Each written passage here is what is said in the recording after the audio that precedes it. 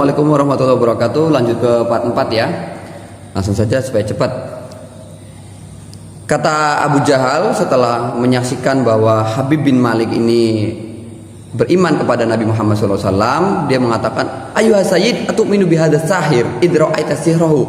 Wahai tuan, apakah engkau beriman kepada tukang sihir ini? Yang dimaksud Muhammad ini, karena yang mengucapkan adalah Abu Jahal. Apakah tuan beriman kepada orang yang tukang sihir ini ketika tuan melihat sihirnya? Masih terus begitu ya. Abu Jahal ini benar-benar keras kepala. Mungkin sudah ditulis di Lauhul Mahfuz, Abu Jahal itu nggak bakal beriman sih. Jadi sampai kapanpun mau bagaimanapun melihat kehebatan Rasulullah, dia tidak akan percaya. Terus-terusan menuduh Muhammad ini sebagai tukang sihir.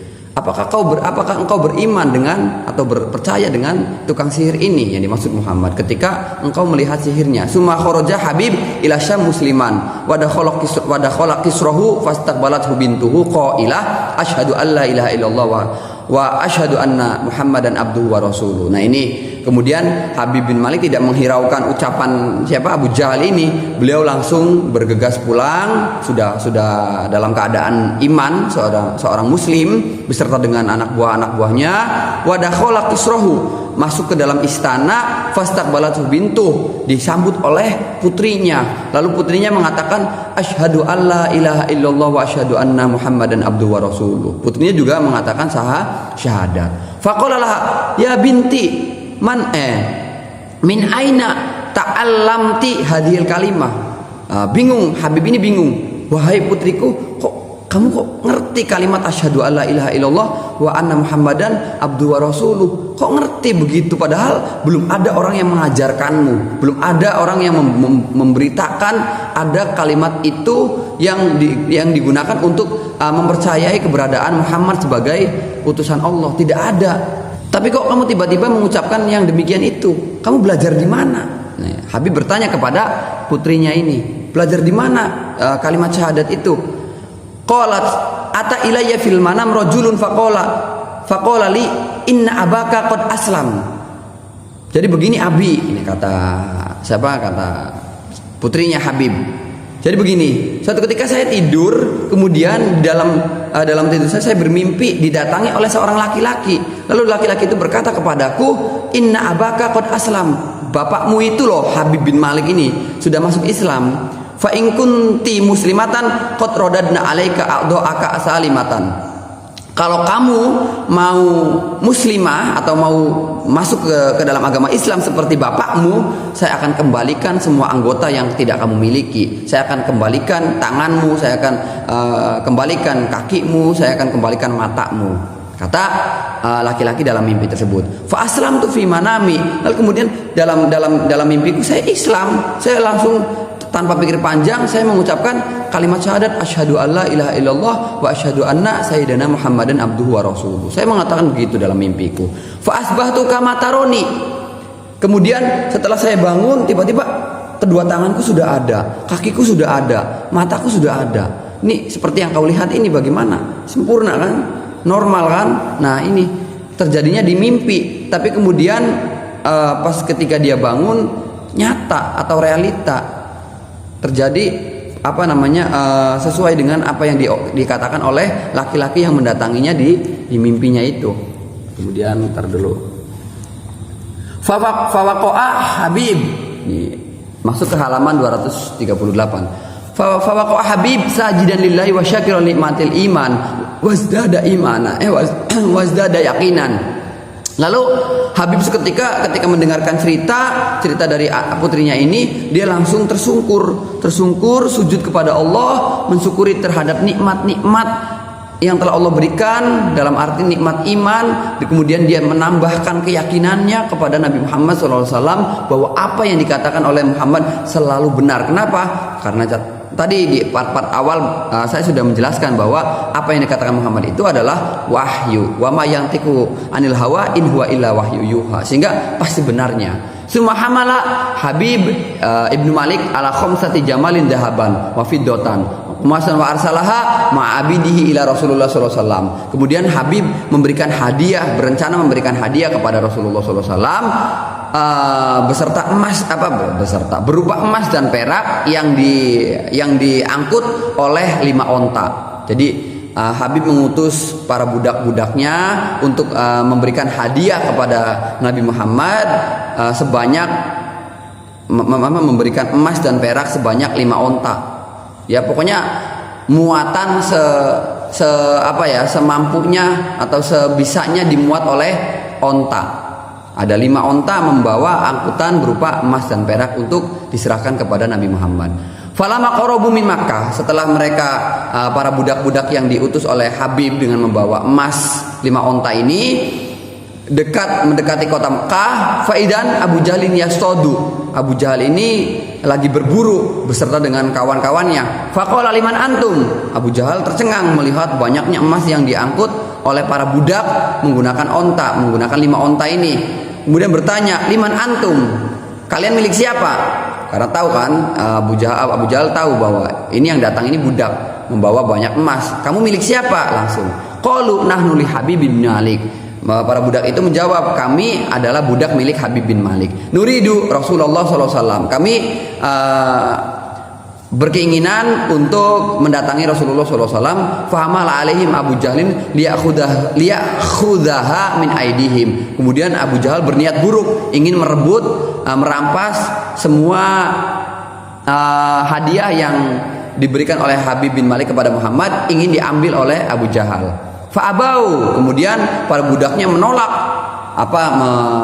melindungi harta tersebut agar tidak diambil oleh Abu Jahal. Hatta tadorobu, sehingga terjadilah ya sedikit pertikaian, lalu kemudian waqamat al-harbu bainahum, lalu bentrok di antara 2 kelompok ini, kelompok dari para budaknya Habib bin Malik dan kelompok dari komunitasnya Abu Jahal dan teman-temannya. Bentrok di situ sehingga terjadi keributan, perang sedikit lah. Fastama ahlu Makkah wa a'mamun Nabi alaihi salatu wasallam. Lalu kabar berita itu tersebar ke Mekah bahwa terjadi bentrokan antara kelompok 1 dengan kelompok 2. Tadi saya sudah ceritakan kelompoknya siapa saja. Lalu kemudian berkumpullah penduduk Mekah beserta dengan para paman-pamannya Nabi juga ikut kumpul ke sana. Faqala an-nabiyyu alaihi belum. Itu lagi. Mana? Wa amu Nabi alaihi salatu wasalam faqala an-nabiyyu yaquluna ahda Habib hadzal mal ila Muhammad alaihi salatu wasalam wa Abu Jahlin yaqulu ahdahu ilayya. Kemudian para budaknya ini berkata atau ditanya oleh penduduk Mekah dan juga paman-paman Nabi, kalian ini siapa sebenarnya? Kok datang-datang ke sini dengan membawa banyak harta bertikai dengan kelompoknya Abu Jahal? Kalian siapa sebenarnya? Akhirnya budaknya Habib bin Malik menceritakan bahwa kami kesini itu datang membawa emas untuk berjumpa dengan Muhammad SAW untuk memberikan hadiah ini dari Raja Habib bin Malik. Tapi kemudian kami dijagal, dibegal oleh Abu Jahal, dan Abu Jahal mengatakan bahwa ini hadiah dari Habib untuknya, padahal bukan, ini untuk Muhammad SAW. Jadi Abu Jahal ini mukanya muka apa ya? Muka gedeg gitu ya. Orangnya terlalu ya urat saraf malunya nggak ada kayaknya. Jadi jelas-jelas hadiah itu untuk Nabi Muhammad, dia mengaku-ngaku bahwa hadiahnya untuk dirinya. Kan jelas ya sebenarnya. Kelompok yang datangnya saja itu kan jelas mengatakan bahwa ini untuk Muhammad. Lah kok tiba-tiba Abu Jahal datang, ini untukku, lucu kan? Kemudian sampai timbul pertikaian, ini rainya gedeg banget ini. Rai gedeg itu bahasa Jawa. Pede terlalu pede ya, sampai urat malunya habis kayaknya dia, nggak ada. Lalu faqala an-nabiyyu alaihi salatu wasallam ya ahla Makkah atarduna biqauli qalu na'am. Akhirnya Rasulullah harus menindaklanjuti ini, bagaimana nih kondisi begini. Rasulullah langsung datang sebagai penengah, berkata kepada penduduk Mekah, hei ahli Mekah, penduduk Mekah, atarduna biqauli, apakah kalian ridho, rela, suka kalau saya memutuskan atau saya mengatakan? Kemudian qalu na'am. Orang-orang Mekah mengatakan, ya, mangga silakan, karena Muhammad ini kan terkenal amanah. dan juga sidqi fil qaul, selalu jujur. Tidak mungkin Muhammad mengada-ngada ucapan sehingga pengen menguntungkan dirinya sendiri, tidak mungkin. Makanya mereka penduduk Mekah itu langsung percaya. Mangga silakan, sok Anda saja yang berbicara, yang menjadi moderator. Faqala nahkumul jamal faliman takallamat yakunu lahul mal. Oke. Kalau begitu, kalau saya diberikan izin untuk menjadi moderator atau menengahi, saya akan menyerahkan segala urusan ini kepada ontanya. Ini kan yang bawa emas kan onta. Onta ini jujur siapa yang sebenarnya mereka tuju dan untuk siapa harta yang mereka bawa ini. Jadi ontanya disuruh untuk berbicara oleh Nabi Muhammad. Ini jelas mukjizat lagi ya. Onta sampai disuruh untuk berbicara. Untuk siapa harta yang mereka bawa itu? Untuk siapa harta yang dibawa oleh onta-onta ini? Faqala Abu Jahlin, Abu Jahal ketar-ketir kan, takut. Nu'akhiruha ilal ghad. Kata Abu Jahal, oke kalau begitu, kalau keputusannya ada pada onta, kita tunggu sampai besok. Jangan sekarang dong, besok aja besok. Bagaimana nanti onta itu akan berbicara, berkata, pasti untuk saya. Abu Jahal pede, besok aja. Farodiya Rasulullah SAW. Akhirnya kata Rasulullah, oke kalau permintaanmu besok, oke kita tunda besok. Nanti kita tunggu apa yang akan dikatakan oleh onta. Fa'ata Abu Jahlin ila baitil asnam. Akhirnya karena besok kan Abu Jahal pulang dulu. Ini posisi masih ditahan ya, budak-budaknya. Dan juga onta yang membawa emasnya juga ditahan. Abu Jahal masuk ke dalam baitil asnam atau tempat berhala-berhala. Fabata tilkal lailah, sampai nginep di sana. Mungkin takorub, kalau bahasa kita takorub. Apa ya istilahnya? Benar-benar berusaha tawakal. Cuma tawakalnya keliru. Kalau kita kan tawakal kepada Allah. Abu Jahal tawakal kepada berhala gitu ya. Semalaman suntuk dia tidak tidur. Dia terus beribadah di samping berhala-berhalanya. Faqarabalaha qurbanan, sampai akhirnya dia mengambil satu ekor entah kambing atau onta, disembelih di sekitar berhala itu sebagai bentuk kurbannya, sebagai bentuk ibadahnya. Wada'a al-asnam, lalu meminta pertolongan kepada berhala-berhala yang ada di sana. Meminta pertolongan kepada berhala. Nah, watadara'a ila sobah, sampai waktu subuh dia terus-terusan meminta kepada berhala agar keinginannya terkabulkan, di mana ontanya supaya bisa berbicara bahwa harta yang dia bawa itu adalah untuk Abu Jahal. Falamma asfara, dikit ya, tanggung. Hah? Anu kamar. Dikit, tanggung. Duh, iklan ya, bentar. Falamma asfaru as-sobah aqbala ahlu Makkah bi ajma'ihim wa aqbala Rasulullah SAW wa amamuhu. Setelah masuk keesokan harinya, kemudian mereka sudah berkumpul siap-siap beserta Rasulullah juga ada hadir, paman-pamannya juga Rasulullah juga di sana. Fa aqbalu Abu Jahlin wa daru haulal jamal. Nah, Abu Jahal karena dia merasa sudah ibadah nih, malamnya sudah takarub nih, sudah berusaha mati-matian kan di samping-samping berhala itu. Lalu kemudian Abu Jahal pun langsung mengelilingi onta-onta yang tadi membawa emas. Ada 5 jumlahnya. Sambil berkata, yaqulu ingtiki billata wal uzza wa manat. Ini nama berhalanya. Berkatalah wahai onta-onta dengan dengan nama atau atas nama berhala Lata, atas nama berhala Uzza, atas nama berhala Manat. Ini nama berhalanya ada Lata, ada Uzza, ada Manat. Kalau ini yang hebat-hebatnya, yang berhala-berhala besarnya atau yang punya kekuatannya menurut mereka, namanya Lata, Uzza, Manat. Ada juga Hubal ya, ada juga Hubal itu yang paling besar. Hubal ini kalau nggak salah, soalnya saya juga dulu ngaji di Khulason Nurul Yakin, itu ada nama-nama berhala yang biasa disebut oleh orang-orang kafir. Ini termasuk salah satu yang disebut oleh Abu Jahal, Lata, Uzza, Manat.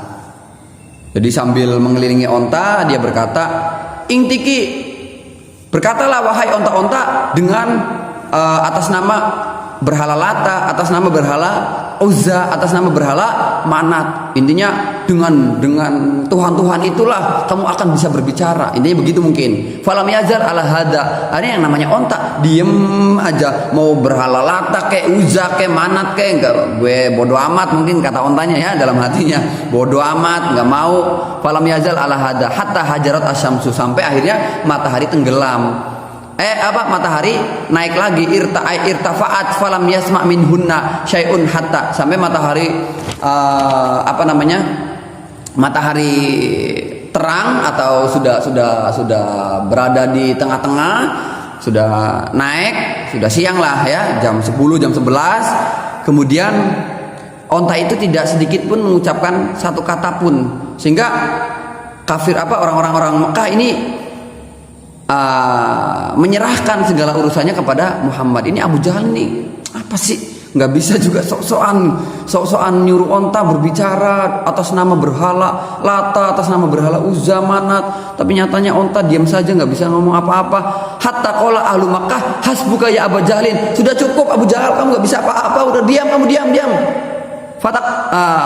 Fataqaddam anta ya Muhammad, sekarang giliranmu Muhammad, coba kamu lakukan sesuatu yang ingin kamu lakukan, tunjukkan bahwa harta itu adalah milikmu. Fa'aqbala ilaihinna. Akhirnya Nabi Muhammad Rasulullah menghadap kepada onta-onta itu. Faqala ayyatuhal makhluqa bi khalqillah ingtiki bi qudratillah. Wahai makhluk yang Allah ciptakan dengan kekuasaan Allah, berkatalah dengan kekuasaan Allah, ngucaplah untuk siapa harta-harta yang kamu bawa ini. Faqama wahidu minha. Akhirnya dari salah satu 5 onta itu ada yang satu onta yang berdiri. Waqala rafi'an sautahu ya qaum nahnu hadiyatun min Habib bin Malik.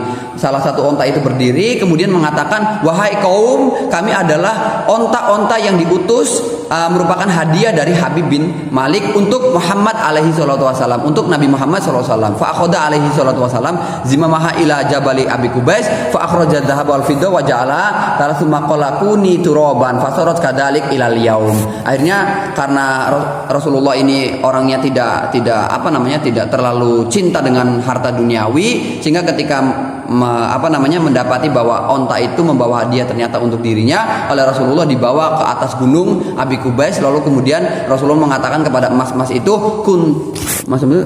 kuni turoban, jadilah kalian debu yang bersebaran. Sampai sekarang akhirnya emas itu kemudian pokoknya lebur menjadi sebuah debu yang kemudian sampai sekarang bertebaran kemana-mana. Debunya bukan debu emas yang kecil, tapi memang menjadi debu aja, udah tidak bernilai lagi. Yang tadinya emas luar biasa nilainya tinggi, sekarang sudah tidak ada apa-apanya karena sudah menjadi debu. Oke, mungkin cukup sekian dulu ya, karena saya juga ini ada tamu, ada orang yang mau beli baju.